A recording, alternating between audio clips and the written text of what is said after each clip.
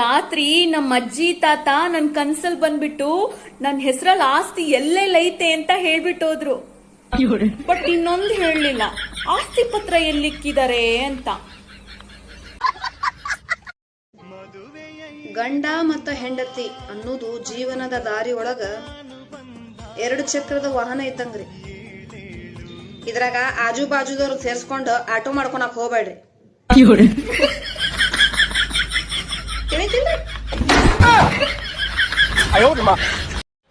ರೀ, ನಾ ಒಂದ್ ಕ್ವಶನ್ ಕೇಳಲ್ಲ, ಹತ್ತು ಕೇಳು.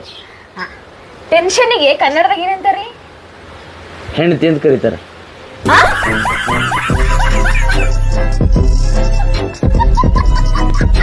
ಇನ್ನೊಂದ್ಸತಿ ಹಿಂಗಾಗಲ್ಲ.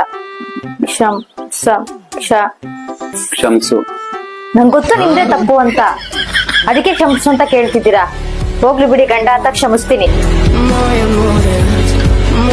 ಗಂಡು ಮಕ್ಕಳಿಗೆ ದೇವರನ್ನೇ ತಾಳ್ಮೆ ಇಲ್ಲ. ಅವರಿಗೆ ಹೆಂಡತಿನ ಮೊಬೈಲ್ ನ ನೋಡ್ದಾಗೆಲ್ಲ ಅನ್ನಿಸ್ತಿರುತ್ತಂತೆ, ಇನ್ನೊಂಚೂರು ಕಾಯ್ಬೇಕಿತ್ತು, ಒಳ್ಳೆ ಮಾಡಲ್ಲೇ ಸಿಗ್ತಾ ಇತ್ತೇನೋ ಅಂತ.